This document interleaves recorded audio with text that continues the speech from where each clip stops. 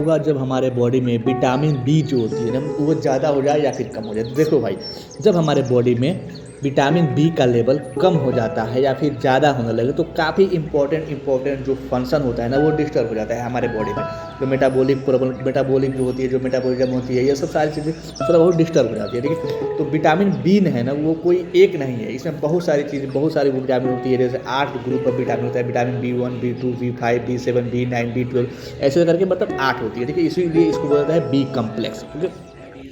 हर एक vitamin B का अलग अलग रोल होता है, ठीक है। तो आज हम लोग इसी के बारे में देखेंगे क्या होगा जब हमारे बॉडी में विटामिन बी की मात्रा कम हो जाए या फिर ज़्यादा हो जाए, तो ठीक है। उससे पहले देखिए, this video proudly sponsored by मुक्तिमा। सबसे पहले यहाँ पे देखेंगे क्या होगा जब हमारे बॉडी में विटामिन बी की कमी हो जाती है, डेफिशिएंसी हो जाती है, तो फिर क्या हो सकता है हमारे बॉडी में, ठीक है, या क्या क्या हो जाता है, ठीक है। जब हमारे बॉडी में विटामिन B1 की कमी हो जाती है ना, विटामिन B1 का केमिकल नाम होता है थायामिन, ठीक है। जब इसकी कमी हो जाती है ना तो बेरी डिजीज हो गया, फेटी होने लगता है, मसल्स वीकनेस, नर्व डैमेज या फिर मेमोरी लॉस भी होती है, ठीक है। और ये कुछ सीवियर केसेस में क्या होता है ना, रिंकल कॉर्सॉफ जो भी हो सिंड्रोम मतलब होता है, ये एक ब्रेन डिसऑर्डर है, ठीक है, ये हो सकता है, ठीक है। सीवियर केसेस में, अगर सीवियर केसेस में विटामिन B1 की कमी हो जाती है तो उसके बाद से हम बात करेंगे विटामिन B2 की कमी। B2 का जो पूरा नाम मतलब केमिकल नाम होता है वो क्या होता है, राइबोफ्लेविन नाम होता है, ठीक है।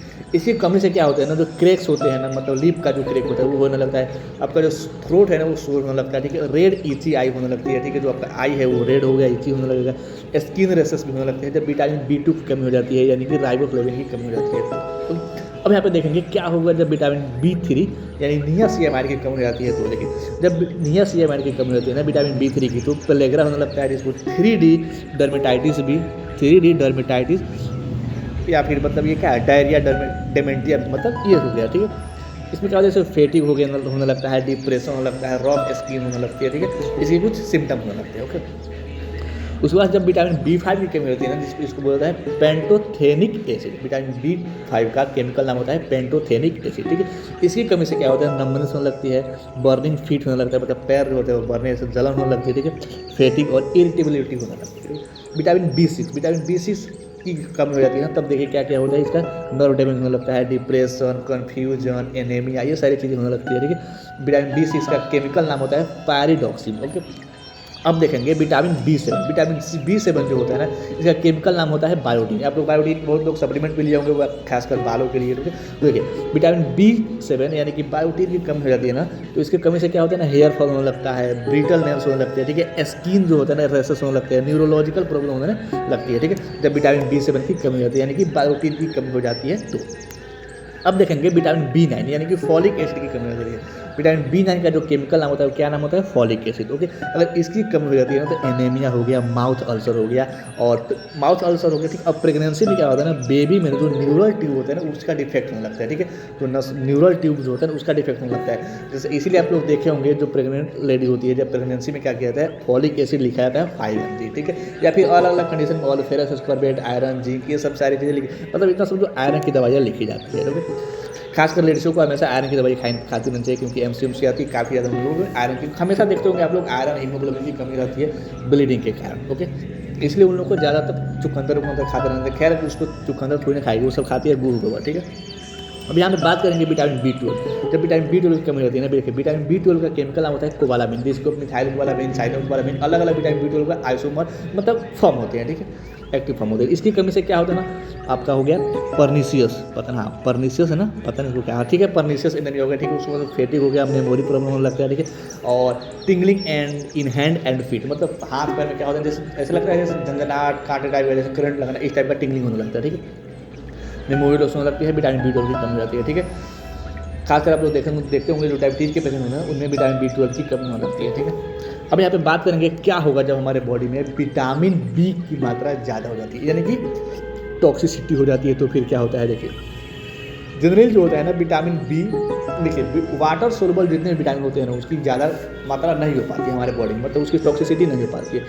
तो तभी होगा जब आप ज़्यादा अमाउंट में सप्लीमेंट ले रहे हैं, तभी हो सकता है, ठीक है। मतलब इसलिए नहीं होता ना क्योंकि वाटर सोल्यूबल होते हैं और जिसके कारण जो एक्स्ट्रा अमाउंट होता है ना वो यूरिन के थ्रू बाहर निकल जाते हैं, ठीक है। अब जैसे आप बी कंप्लेक्स की दवा खाइएगा, कैप्सूल खाइएगा, तो देखिएगा आपका जो पेशाब होगा ना वो पीला निकलने लगता है, ठीक है।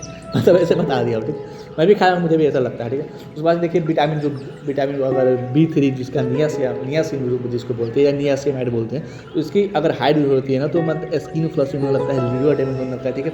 और जब BP है ना, हाई ब्लड प्रेशर होने लगता है, ठीक है। जो विटामिन B6 की मात्रा होती है ना, जिसकी बोलते हैं पाइरोक्सिन बोलते हैं, अगर लॉन्ग टर्म में अगर आप हाई डोज ले रहे हैं ना तो इसमें क्या होगा, आपका जो नर्व होगा ना वो डैमेज होने लगता है, नमनेस होने लगता है, टिंगलिंग इन लिम्स होने लगता है, ठीक है। और विटामिन B9 जिसको फॉलिक एसिड बोलते हैं ना, अगर इसकी एक्सेस मात्रा ले रहे हैं, आप एक्सेस डोज ले रहे हैं बिना डॉक्टर के सप्लीमेंट के या बिना जांच के, तो विटामिन B12 की डेफिशिएंसी हो जाती है। विटामिन B12 की डेफिशिएंसी को मास्क कर सकता है, ठीक है। और ये डेंजरसली इन एल्डरली, मतलब ये एल्डर बूढ़े लोगों में उसमें ज़्यादा होता है, ठीक है। डाइजेशन प्रॉब्लम होता है, ठीक है। अब फॉलिक एसिड क्या करता है, एक्सेस ज़्यादा लेंगे तो विटामिन B12 की डेफिशिएंसी कर देगा।